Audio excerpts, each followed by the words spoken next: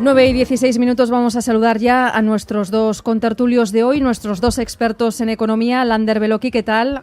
Gabón. Caixo Gabón. Adrián Celaya. Hola Adrián, ¿qué tal? Hola, Gabón. Bueno, y vamos a comenzar por un informe que además habéis publicado vosotros en ECAI Center, Adrián, y empieza así. Euskadi está batiendo un récord y no nos referimos ahora precisamente a un indicador positivo. Euskadi está batiendo un récord en la pérdida de poder adquisitivo de los salarios. Es decir, que estamos liderando en lo negativo, se entiende, la pérdida de poder adquisitivo de los trabajadores vascos. ¿Por qué está sucediendo esto?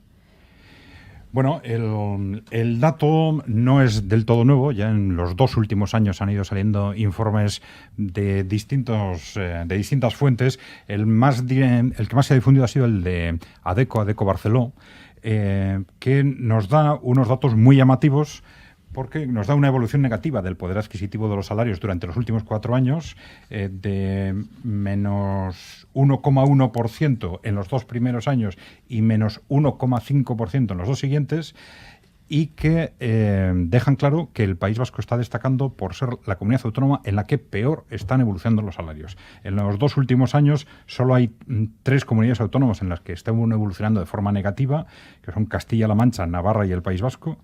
Las otras han evolucionado positivamente, los salarios han incrementado poder adquisitivo, y es precisamente en el País Vasco en la que, una de las pocas en las que evoluciona negativamente, y además en la que peor, ¿no?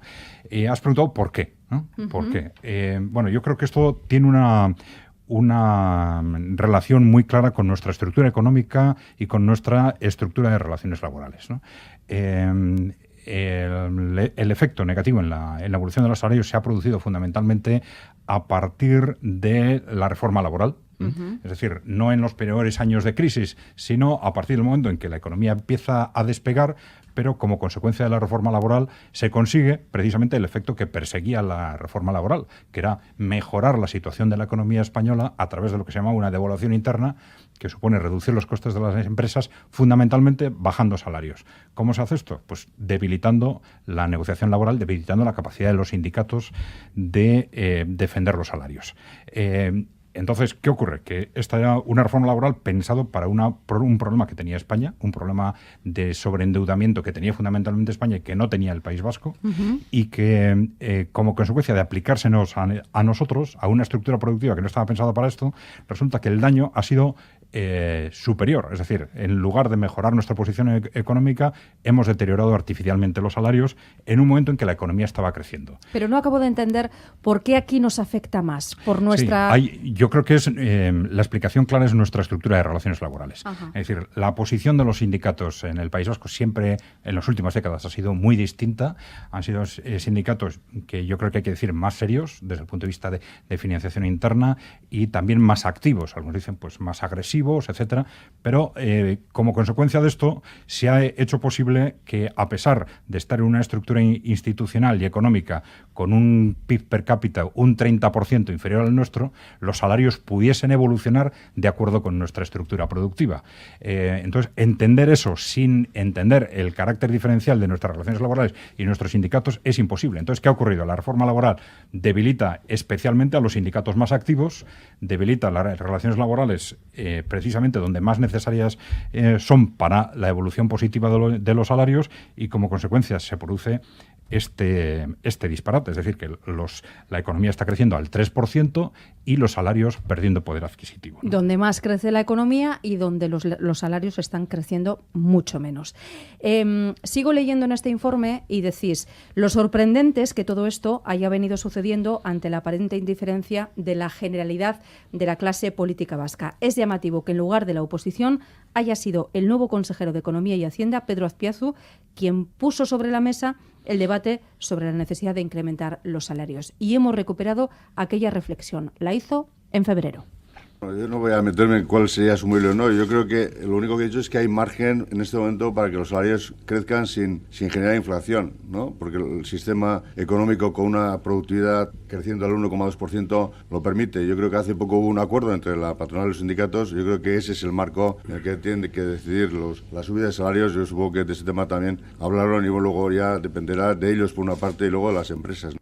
La verdad es que este consejero de Economía abre muchos debates, porque también abrió el de la reforma fiscal y abrió el de los salarios. ¿Y qué es lo que puede indicar esto? Que sea Pedro Azpiazu precisamente el que dijera esto por primera vez por parte de la clase política.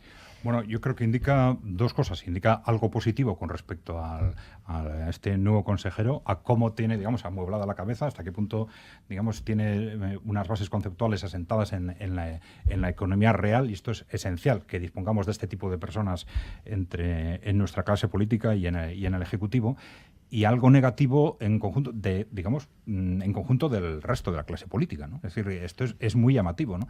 Porque estamos quizás no es algo tan nuevo, ¿no? Llevamos casi décadas en las que jugamos permanentemente, pues no sé, con los conceptos de izquierda, derecha, que al final se convierten tanto uno como otro, más quizás en eslogans, que en los que nadie se sabe muy bien al final qué es lo que hay detrás, y resulta que se olvidan los conceptos que en teoría deberían ser más importantes a la hora de determinar las distintas corrientes políticas, ¿no? Como son las bases de la evolución económica y algo tan evidente como los salarios. Los sindicatos han estado repetidamente alertando de este problema y, sin embargo, el eco que han obtenido en la clase política en su conjunto, y ya digo, pues entre los que se reclaman de derechas, de izquierdas, de centro, pues parece que están, digamos, hablando continuamente de pájaros y flores, pero que no hablan de lo que realmente es importante y de lo que en principio, tradicionalmente eran las bases esenciales de diferenciación entre unas corrientes políticas y otras, ¿no? A pesar de que el debate, Lander, es realmente importante, la pérdida de capacidad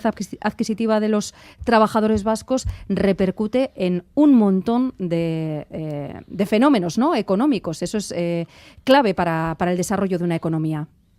Sí, así es.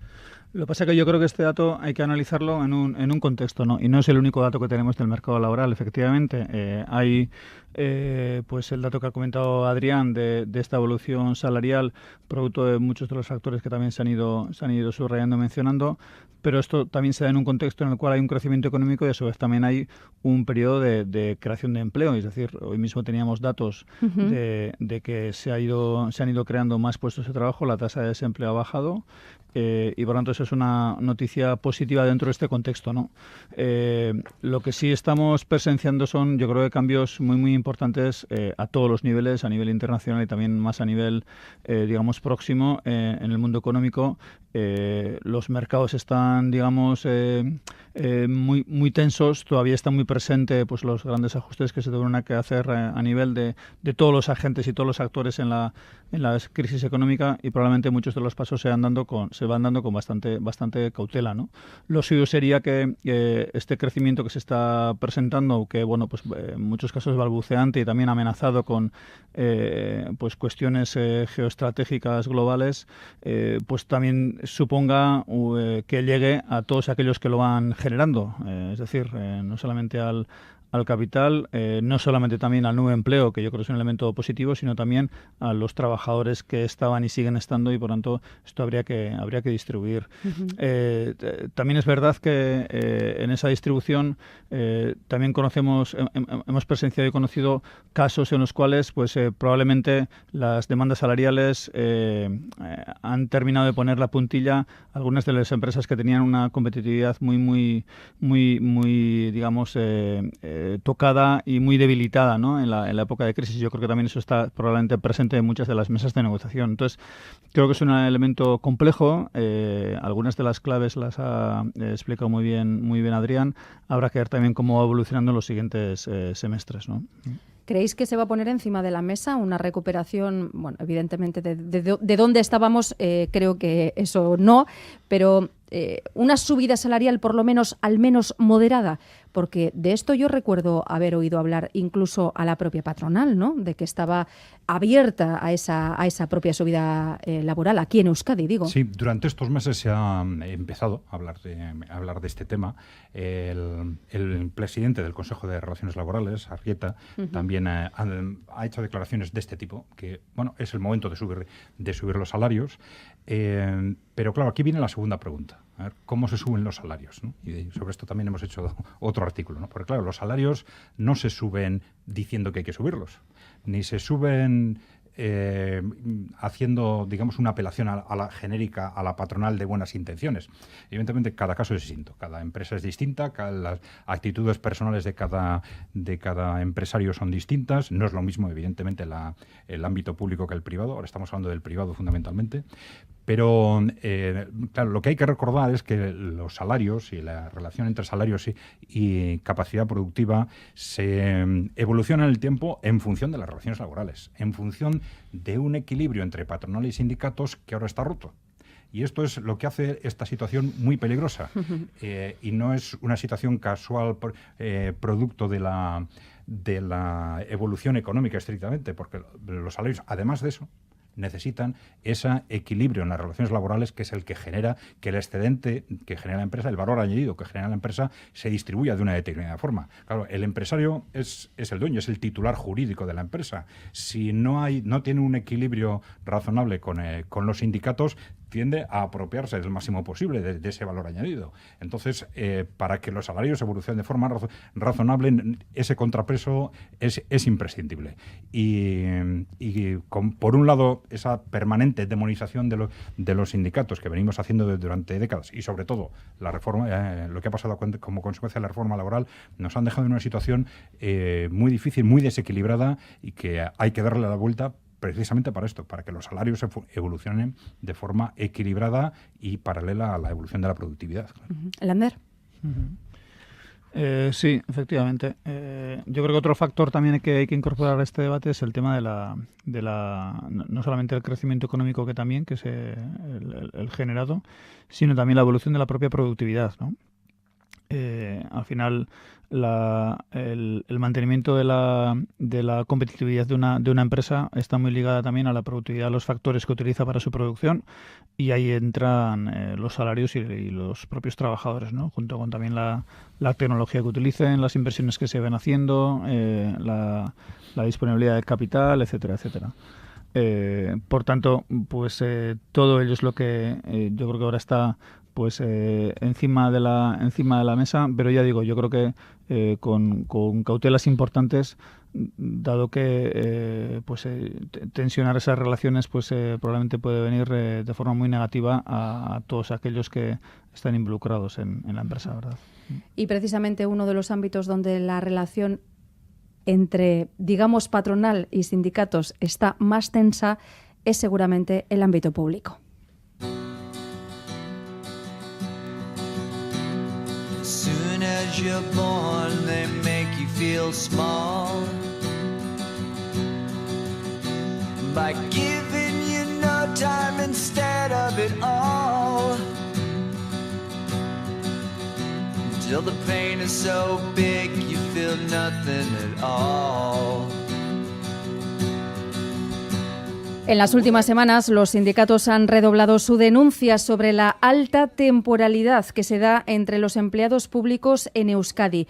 1 de cada 3 son interinos o eventuales. La justicia europea ha censurado el abuso de este tipo de contratación y las centrales sindicales piden que se le ponga coto.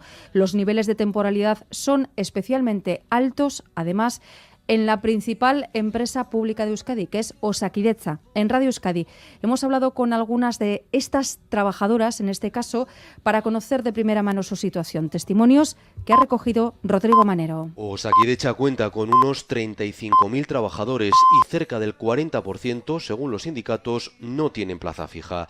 Es el caso de Amaia Echevarría, operaria de servicios que se ha pasado 8 años encadenando contratos. Yo he llegado a tener 5 contratos en una semana en 2 hospitales y en 3 turnos diferentes. En situación similar, Arantxa Márquez, celadora desde 2008, trabaja todo el año pero no se separa del móvil. Bueno, pues yo tengo que tener encendido mi teléfono móvil de 8 de la mañana a 3 de la tarde y en cualquier momento me pueden llamar para incorporarme en media hora, de la mañana a la tarde o de la mañana al día siguiente. Estoy totalmente disponible para Osakidetza en cualquier momento. Un modo de vida que no es nada fácil, dicen. Yo me llaman hoy para ir a la tarde a trabajar y yo me lo tengo que montar como sea para dejar a mi hija con quien sea. Pero yo no puedo decir que no al contrato porque me penalizarían con 6 meses sin trabajar. Y si desde luego te decían tus amigos, el domingo comemos, y tú, pues no sé, Y tírate así unos 8 años, como yo me he tirado. Los sindicatos han denunciado casos de trabajadores que han llegado a encadenar más de 200 contratos en 4 años. Dicen que se cubren puestos estructurales ahorrando en derechos laborales. Les llaman contratos coyunturales para que cumplas unas funciones, pero es que hay gente que lleva así 5 años, de 3 meses, en 3 meses. Si una persona se tira tanto tiempo ejerciendo esas labores, va a ser que se necesita. Hay muchos puestos que existen pero que no tienen plaza y te van renovando cada 3 meses para que no tengas derecho a coger vacaciones si las exiges. Y la otra consecuencia, dicen, es que con tanta rotación el servicio al ciudadano acaba resintiéndose. Tú, porque llegas de nueva y no tienes ni idea, y el antiguo que tiene que enseñarte, porque acaba también un poco desquiciado de enseñar a gente, se traduce ya en estrés y malas relaciones, sin contar con que el fulanito o fulanita que ha llegado no sabe muy bien. Y claro, eso al final también se traduce en un peor servicio. La solución, aseguran, pasa por gestionar con más transparencia las bolsas y convocar OPEs con más plazas. Y mi pregunta es, ¿está legitimado el gobierno vasco a pedir estabilidad en el empleo cuando entre sus trabajadores sucede esto que acabamos de escuchar? Adrián. Bueno, vamos a ver, yo creo que es una cuestión difícil, ¿no? Yo creo que el problema es, de alguna forma, digamos, conceptual, sociológico o ideológico, ¿no? Es decir, nos hemos mentalizado todos, en el ámbito privado y en el ámbito público, con que el problema de los salarios y de las condiciones laborales es un problema social, ¿no? Y que al final, bueno, estamos en una crisis, y como estamos en una crisis, pues cualquier medida que se adopte, recortando condiciones laborales o recortando salarios, bueno, pues siempre será mejor para que las empresas funcionen mejor, para que se capitalicen, para que en el caso de la administración no tengamos que endeudarnos, no haya déficit, las cuentas sigan equilibradas. Y entonces, como consecuencia de esta mentalidad, pues los costes se van conteniendo a toda costa, nadie ve mal que los costes se contengan, pero entramos a medio y largo plazo en una dinámica peligrosísima para un país industrial como este, que es una dinámica de abandonar, de hecho, aunque de palabra estamos diciendo lo contrario, pero de hecho esto nos lleva a una dinámica de abandonar una economía de creación de valor añadido y nos lleva a una economía de costes, a una economía basada en la reducción de costes. Uh-huh. Y a largo plazo esto cuestiona el desarrollo tecnológico y cuestiona la inversión productiva. Y las administraciones públicas se acostumbran a deteriorar la calidad, a valorar exclusivamente el coste, que es lo que pasa en los países poco avanzados, y los empresarios se acostumbran a intentar ganar dinero en base a costes y en base a trabajadores mal pagados. Y este es un poco el futuro que nos espera a medio o largo plazo, como no demos rápidamente la vuelta a lo que estamos haciendo tanto en el ámbito público como el privado, que creo que en el fondo estamos hablando seguramente del mismo problema, ¿no? Lander. Sí, eso es. Yo creo que es un tema, como se ha comentado ahora, como Javier ha comentado, es un tema muy muy complejo, que tiene muchas aristas, ¿no?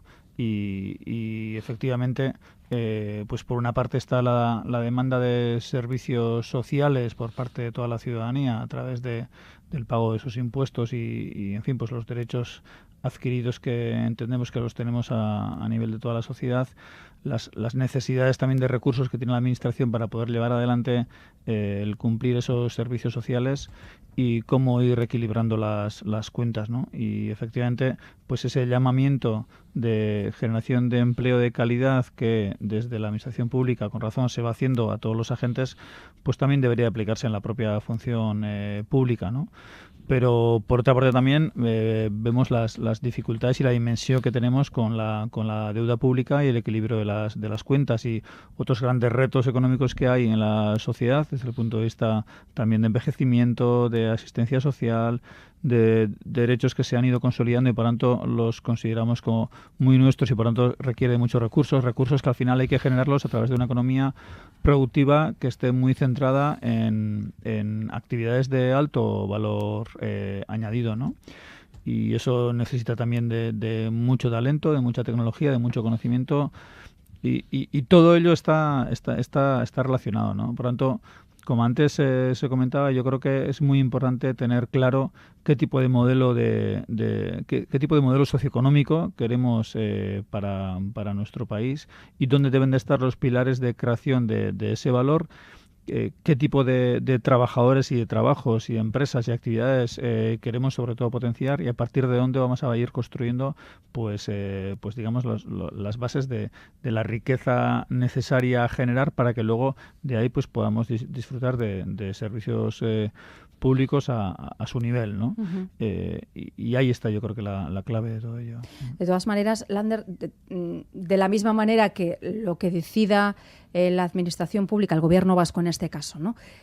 Subir los salarios a sus funcionarios o a los trabajadores de las administraciones públicas, de la misma manera que eso arrastra también una tendencia global en el enriquecimiento o no de la clase trabajadora en Euskadi, el hecho de tener tantos trabajadores temporales también supone de alguna manera un fenómeno de arrastre en el comportamiento global del empleo en Euskadi.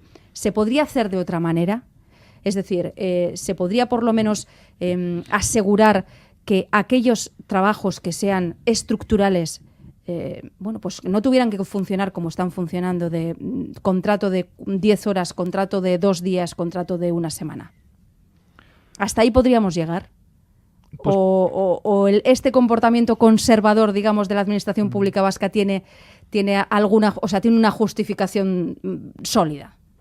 No sé si me explico. Pues sí, pero probablemente sí, pero yo incorporaré también otra serie de datos a este debate, ¿no? Para que contextualicemos el problema. Los salarios tanto en función pública como en actividad privada en Euskadi son los más altos del Estado, prácticamente en todos los sectores, además de la evolución, digamos, en sentido negativo que han ido llevando en estos semestres, sigue manteniendo, digamos, ese... Sí, aquí tenemos los salarios más altos, ¿no? sí. Y es la región con mayor renta per cápita, es decir, las variables económicas que se tienen en relación al resto del Estado, pues están en primera línea. Eso no quiere decir que no tengamos, obviamente, muchos problemas económicos a los que hay que ir abordando y hay que darle solución, sobre todo porque estamos en clave de tratar de mejorar las condiciones socioeconómicas nuestras, ¿no? De cualquier forma, yo tendría mucho cuidado con esas valoraciones de que somos los más altos del Estado, porque es una valoración que desde el punto de vista económico yo creo que es muy engañosa. Es decir, claro, somos los más altos, pero no porque queramos portarnos mejor con la gente. Tenemos los salarios más altos porque tenemos una capacidad productiva un 30% superior a la del Estado. Es que sería imposible tener esa capacidad productiva un 30% superior si los salarios no fuesen como son un 25% superiores. Es decir, no es que seamos más majos. Vamos a ver, no, es que lo uno está relacionado con lo otro. Es decir, y si queremos realmente mantener una capacidad productiva superior, los salarios no es un regalo, no es una cuestión estrictamente social, es algo imprescindible, no es solo una cuestión de inversión tecnológica, no solo una cuestión de innovación. Los salarios altos es un elemento imprescindible para que los empresarios trabajen en favor del valor añadido, de la creación de riqueza y de la creación de valor añadido. No hay una sociedad tecnológicamente avanzada que se constituya como tal de forma estable sin salarios altos. Los salarios altos es una necesidad para ese desarrollo, ¿no? Sin duda, además está directamente relacionado con el nivel de cualificación de los trabajadores y el tipo de empleo generado y el valor añadido generado, eso sin duda. O sea, hay una correlación directa en todo ello. Por eso es tan importante, como decíamos antes, el modelo de referencia que se plantea, hacia dónde se van dando los pasos y las políticas públicas, ¿no? Bueno, cambiamos de tema, 9:39. And in time, this one reminds the other of a past, a life lived much too fast to hold on to. How am I losing you? A broken house, another dry month waiting for the rain. La alta velocidad ferroviaria acaba de cumplir la semana pasada 25 años en España, un cuarto de siglo del primer viaje comercial del AVE entre Madrid y Sevilla. Ya lo recordarán los oyentes porque se ha hablado de ello hasta la saciedad la pasada semana. Desde entonces, la red se ha ampliado hasta los 3.200 kilómetros tras una inversión de más de 50.000 millones de euros. Es la segunda más extensa del mundo y lo ha hecho pese a las voces que dicen que la infraestructura no es rentable. Aquí en Euskadi siguen las obras que no terminarán hasta al menos 2023. Rodrigo Manero. La primera línea del AVE Madrid-Sevilla se inauguró en 1992 con 471 kilómetros de recorrido. Josep Borrell era entonces ministro de Obras Públicas. Este es un tren mucho más rápido que el japonés, que el Shinkansen japonés, y sin duda en este momento el mejor tren de alta velocidad que circula en Europa. Esos trenes y esa red llegan hoy ya a buena parte de la geografía española a través de 4 grandes corredores que se siguen ampliando. Son 3.200 kilómetros que la convierten en la segunda del mundo solo por detrás de China, tras invertir más de 52.000 millones de euros. Un dinero bien gastado, según el presidente Mariano Rajoy. El AVE es ejemplo de política de infraestructuras. Por eso estos recursos están bien asignados. Barcelona, Valencia, Valladolid, Galicia se benefician ya de una red que utilizan cada año 20 millones de viajeros, pero hay quien cuestiona su rentabilidad. Ofelia Betancor es profesora de Economía de la Universidad de Las Palmas y coautora de un informe de FEDEA sobre el AVE. Estas líneas no han sido rentables bajo ninguna perspectiva, ni social ni financiera. Estamos hablando de una inversión muy elevada, de unos 50.000 millones de euros, y básicamente nuestros resultados es que la sociedad ha perdido con esta inversión. Solo el AVE a Barcelona está cerca de ser rentable, dice este estudio, que cuestiona los beneficios de tanto coste. Se suele argumentar, bueno, ya está hecho, nos olvidamos. No, lo estamos pagando y lo estaremos pagando en el futuro porque hemos renunciado a otros elementos que pueden ser clave en nuestro bienestar, como disponer de una buena sanidad o una buena educación. El estudio no analiza las líneas que todavía están en obras, en total otros 1.500 kilómetros. Entre ellas está la Y, que según el viceconsejero de Transportes del Gobierno vasco sí que va a ser rentable. Para Antonio Aiz, el problema es que el AVE ha conectado ciudades sin demanda y ha olvidado los grandes ejes, la conexión con Europa. El Estado ha generalizado de forma indiscriminada la llegada de alta velocidad a todas las ciudades y no sé si en todos los casos se justifica. Y eso, dice Aiz, no ocurrirá aquí. Los estudios de rentabilidad determinan que de pasajeros, como en lo que va a ser además el tráfico de mercancías, es una red rentable desde la perspectiva económica, social y también ambiental.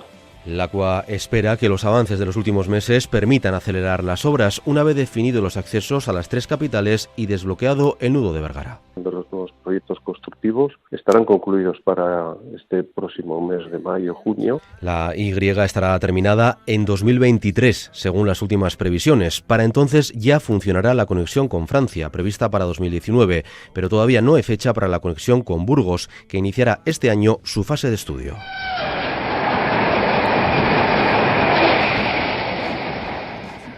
Las líneas del AVE en España, 3.200 kilómetros, 52.000 millones de euros. Ya habéis escuchado las reflexiones que hacía esta experta en alta velocidad, que cuestionaba la rentabilidad no solo económica, sino la rentabilidad social, incluso de haber construido tanta alta velocidad en España. Los responsables institucionales de Euskadi defienden que en nuestro caso va a ser diferente. Y mi pregunta es, ¿va a ser diferente, Lander? Pues primero tiene que ser realidad y llevamos una serie de años esperando a que venga la inversión. Yo creo que en el tema del cálculo de la rentabilidad tanto económica como social hay un factor muy importante que según cómo se aborde pues pueden salir unas cifras u otras porque tenemos estudios pues contradictorios entre unos y otros, ¿no? Y está en base a los criterios y es sobre todo cómo se computan y cómo se tienen en cuenta las inversiones iniciales y su amortización en el tiempo, ¿no? Es decir, ¿qué consideramos que es rentable? ¿Toda la actividad incorporando la inversión o es una actividad o es una infraestructura en la cual a partir de la primera inversión inicial pública tiene capacidad de autosostenerse descontada esa inversión, ¿no? Es decir, hay criterios distintos en ese sentido. Probablemente un tema que en el caso de España condiciona mucho el debate sobre el AVE es que se ha construido mucho y además en esa construcción muchas de las variables que se han utilizado han sido más en clave puramente política que en clave de realmente necesidad y de hacer infraestructuras que puedan tener recorrido. No quiero decir, pues no es lo mismo un AVE Barcelona-Madrid o Madrid-Sevilla o Madrid-Euskadi que algunas de las otras líneas que están utilizando que tienen una infrautilización, ¿no? Uh-huh. Y a su vez también hay que hacer ver también que las infraestructuras públicas del calado de una línea de tren, pues también hay que compararlas con otras de las series de infraestructuras que tenemos, como son autopistas o como son aeropuertos, en los cuales también, pues cuando estamos haciendo los cálculos de rentabilidad económica, rentabilidad social, pues no solamente son resultados a corto plazo, sino hay que ver a medio y largo plazo qué capacidad de actividad económica y de conexiones son capaces de generar, ¿no? Hay unas cuantas autopistas que precisamente están también en cuestión. Adrián. Sí, bueno, vamos a ver, yo creo que es importante, igual antes de nada, decir que no sería malo que en este país superáramos la dialéctica tradicional alrededor de la política de transportes, ¿no? Y de la política de infraestructuras en general, ¿no? Porque tenemos este país dividido, ¿no? Entre un grupo que sistemáticamente parece que apoya todas las infraestructuras, sean cuales sean, y a todo coste y en cualquier caso, y otro grupo que está sistemáticamente en contra de cualquier infraestructura, sea la que sea, ¿no? Entonces, es imprescindible intentar analizar con objetividad, porque la política de infraestructuras es algo muy importante en el desarrollo del Estado moderno, ¿no? Y se están haciendo y se van a seguir haciendo seguramente cosas muy importantes a través de grandes apuestas en infraestructuras. Entonces es muy importante analizar caso por caso y hacerlo de forma racional y lo más objetiva posible, ¿no? En nuestro caso, ¿qué ha pasado? Que yo entiendo que había tres necesidades sociales o socioeconómicas. Una era una red ferroviaria interna muy atrasada, que había que renovar, y luego estaba la conexión con Europa en dos ámbitos, el transporte de viajeros y el transporte de mercancías. Entonces, en un momento determinado, las administraciones vascas dicen, ¿y por qué no resolvemos a través de este sistema de alta velocidad, por qué no resolvemos las tres cosas a la vez? Y a través de la Y vasca se ha querido resolver las tres cosas a la vez, y hay alguna duda de fondo sobre si realmente esta apuesta es acertada o no, si el método si la tecnología de alta velocidad es una tecnología adecuada para distancias cortas, etcétera, ¿no? Yo creo que el debate, hay dos debates en este momento. Un primer debate es si lo que se ha hecho estaba bien hecho o no. Y otra cosa es, bueno, tenemos que tener en cuenta que ya está hecho un 70%. Entonces, el segundo debate, y quizás el más importante, es, claro, no se trata de echar culpas hacia atrás, quién hizo bien o quién hizo mal. La cuestión es qué hacemos a partir de ahora, si es que se puede hacer algo distinto de lo que se ha hecho. Y nosotros creemos que sí, que todavía se está a tiempo, ¿no? Pero bueno, desde el punto de vista del uso social, yo creo que lo que pase con esta red, con esta Y vasca, estará relacionado con lo que comentábamos. Es decir, ¿y qué alternativas haya? Si realmente hay entradas en las capitales, se conseguirá aparentemente el tránsito entre Bilbao y San Sebastián en 20-30 minutos. Entonces depende del precio. Va a depender del precio el que se utilice, ¿no? Si tiene un precio asequible, se va a utilizar muchísimo. Entonces va a depender de en qué medida se financie públicamente o no. Por razones políticas, evidentemente, se va a financiar lo necesario para que la gente lo utilice. Entonces doy por supuesto que a esos efectos internos se va a utilizar independientemente de que haya sido o no la estructura o la vía más razonable que hubiera debido utilizarse para este tema. A mí ahora lo que me preocupa fundamentalmente es el tema del transporte de mercancías, que me da la sensación de que es algo que se está olvidando ahora cuando se habla de las nuevas inversiones en el tren de alta velocidad. Y me preocupa porque el tráfico de mercancías fuera del País Vasco, nadie está hablando de hacerlo en alta velocidad. Incluso los técnicos discuten si es posible o no es posible el tráfico de mercancías en alta velocidad. Aquí se ha afirmado no solo que es posible, sino que incluso se han invertido, creo que se hablaba de 1.000 millones más para hacer posible el tráfico de mercancías en esta Y vasca. Pero claro, a nuestras empresas no les importa que dentro de la Y vasca se puedan transportar mercancías. Lo que les interesa es el tráfico de mercancías desde aquí hacia Berlín, hacia Moscú, sí, para sacar los productos hacia afuera. Entonces lo importante es que las conexiones a partir de Hendaya o a partir de Vitoria sean realmente válidas y sean en alta velocidad. Nadie está pensando en alta velocidad para mercancías ni en España ni en Francia. Entonces aquí tenemos una cuestión bastante rara y que debería resolver y debería clarificarse, porque yo creo que sí es una cuestión prioritaria en este momento, más cuando se está hablando del corredor terrestre entre Asia y Europa, Pekín, Berlín, que eso se va a hacer probablemente una realidad dentro de unos años. Van a ser las conexiones ferroviarias para mercancías con Europa, van a ser cada vez más importantes, y me da la sensación de que dentro del debate de la Y vasca esto se está olvidando, ¿no? O sea que desde tu punto de vista, esa pregunta que hacía yo de Entonces, si va a ser diferente, va a depender mucho de lo que ocurra con las mercancías, ¿no? Sí, el representante del gobierno vasco ha dicho es que no se ha pensado, en los otros casos no se ha pensado en las conexiones, da la sensación de que él estaba pensando en que, bueno, en nuestro caso sí va a ser rentable porque estamos entre Europa y España y por lo tanto van a ser conexiones de largo plazo. Claro, eso en su caso nos llevaría, y algunos lo han dicho, a quizás a cuestionar el ramal hacia Vizcaya. Es decir, si esto es rentable porque es parte de la conexión París, España-Berlín, digamos, claro, lo que es cuestionable es si había que hacer en alta velocidad esa parte de la Y vasca que conecta la línea Francia-España con Bilbao, digamos. Lo que parece claro, Lander, es que nos vamos a conectar antes por el norte que por el sur. Eso yo creo que es bastante evidente, porque parece que la conexión con Francia está prevista por lo menos para 2019 y en el tema de Burgos, bueno, pues todavía no ha comenzado siquiera su fase de estudio. Sí, pues así parece, ¿no? En estos momentos da la impresión de que la conexión por el norte va a venir antes que la conexión por el sur. Pero bueno, da la impresión también, y hay que hablar con cautela, porque aquí como hemos ido dando pasos y parecía como que se iban a cumplir una serie de calendarios que luego en el camino se han quedado en el camino, pero da la impresión de que las últimas noticias le van a que, bueno, va a haber un avance importante, un apoyo importante a ya ir finalizando las obras, ¿no? Yo creo que ese elemento va a ser un tema muy muy importante, no solamente para la conexión interna, sino sobre todo para la conexión externa, ¿no? Tanto hacia Francia como hacia el resto de la península, pues tanto desde el punto de vista de viajeros, turismo, mercancías y todas las posibilidades que eso va a ofrecer, pues va a ser un tema que yo creo que va a cambiar muchas de las perspectivas de movilidad y de tiempo necesario para acercarnos a ciudades, ¿no? Como ha pasado en otras regiones. Permitidme un paréntesis, porque vamos a dar paso a nuestro compañero Ricardo Guerra, porque está en el descanso ese tercer partido del Baskonia. Vamos a ver cómo va la cosa.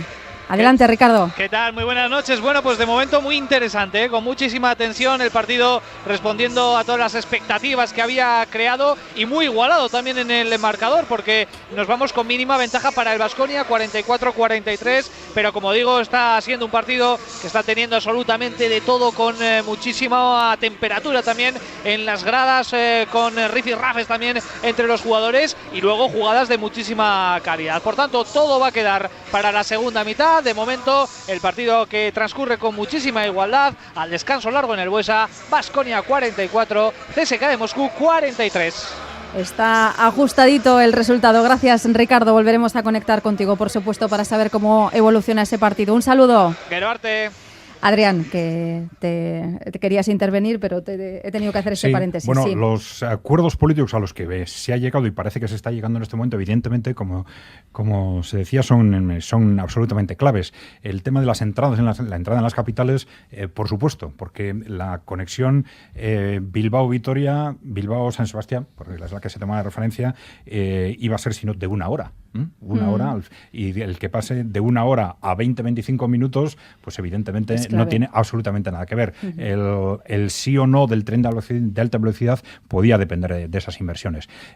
Con respecto a las conexiones, evidentemente también es importante que se relancen las conexiones con Madrid, fundamentalmente, que era también de lo que se ha hablado últimamente, pero repito que me ha extrañado que en esas conexiones no se diga nada del tema de mercancías, que yo creo que en los últimos planes del gobierno vasco siempre se ha reconocido que el tren de alta velocidad, la Y vasca, sin tráfico de mercancías, no tenía sentido. Y sin embargo, no acabo de encajar en este momento dónde está el tráfico de mercancías dentro del futuro de la Y vasca. Sin embargo, siempre se hace especial mención a esa conexión necesaria con los puertos, ¿no? Con los puertos de Bilbao y de Pasajes, entiendo. Claro, evidentemente, vamos a ver, es que aquí estamos confundiendo el que... Bueno, y el puerto seco. Eso es lo que se habla del corredor ferroviario, entonces el corredor ferroviario atlántico, con el cual hay que conectar de una forma o de otra, y es muy bueno conectar y es muy importante, y otra cosa es cómo se conecta, es decir, si esa conexión es o no es en alta velocidad, y si tiene o no que ser en alta velocidad, o si resulta que vas en alta velocidad hasta Hendaya y hasta Vitoria, y luego va a haber que cambiar la velocidad ordinaria, con lo cual la justificación de toda esa inversión en alta velocidad pues no se acaba de ver muy clara, ¿no? ¿Lander? Si es así. No sé si quieres cerrar ya este tema o... Sí. A ver, yo creo que el tema de mercancías es un tema pues muy importante, ¿no? Y hay que ver también qué combinaciones se presentan, aparte de las terrestres, a las marinas también, por las inversiones también que se han hecho no muy lejos en el tiempo, ¿no? Como es el caso de Bilbao, o los debates que ha habido en torno al puerto de pasajes. Bueno, antes de despedirnos, sí me gustaría haceros una pregunta, porque hoy hacías referencia tú antes, Lander, a esos datos del paro que hemos conocido hoy del PRA, del Eustat, y que nos indicaban que ahora mismo en la Comunidad Autónoma Vasca estamos en un nivel de paro del 11,3%, si no me equivoco. Creo recordar que el Lehendakari ha puesto como objetivo para esta legislatura bajar del 10%. ¿Creéis factible ese objetivo que se ponía el Lehendakari y, por ende, el Gobierno vasco? ¿Lander? Bueno, yo creo que la tendencia es muy positiva, ¿no? Y las proyecciones económicas que se han hecho tanto por instituciones internacionales como más próximas para la economía vasca, española y europea son positivas, y todo ello debería de ayudar a acercar ese objetivo. Yo creo que es un objetivo alcanzable. Ahora, yo creo que a ese objetivo hay que incorporarle también lo que comentábamos antes, ¿no? Esas tendencias negativas hacia un mercado de trabajo muy dual, en la cual pues hay una serie de empleos con unas buenas condiciones, buenas retribuciones y buenas consolidaciones, y en cambio otra serie de empleos con niveles salariales y con un mayor grado de precariedad. Pues qué políticas activar para que esa brecha, en vez de ir abriéndose, se vaya cerrando, ¿no? Ahora, yo creo que el 10%, si las previsiones económicas que se están barajando se cumplen, y todo apunta que pueda ir en esa dirección hasta donde podamos saber, pues yo creo que son alcanzables. Adrián. Sí, parece que sí, que es factible. Bastaría con continuar la tendencia de los últimos años, salvo que a nivel internacional se produzca lo que no queremos que se produzca, que puede pasar, pero que no. Si continúa la tendencia actual en la economía real, es perfectamente factible. Yo hablaría, como tú has dicho, de ese desfase, esa configuración dual del mercado de trabajo, pero teniendo en cuenta que no se nos está deteriorando solo esa, digamos, segunda parte del mercado de trabajo, sino la parte sustancial del mercado de trabajo, a cuenta de lo que estamos viendo que está pasando con los salarios, la negociación laboral, etcétera. Bueno, y Guipúzcoa, como siempre, abriendo camino, que va como, bueno, es muy llamativo, que saca bastante trecho a los otros dos territorios, especialmente a Vizcaya, que siempre está ahí a la cola en los datos del empleo. Lander Beloki, decano de la Facultad de Empresagintza de Mondragón Universitatea, Adrián Zelaya, director de CAI Center, muchísimas gracias por habernos acompañado.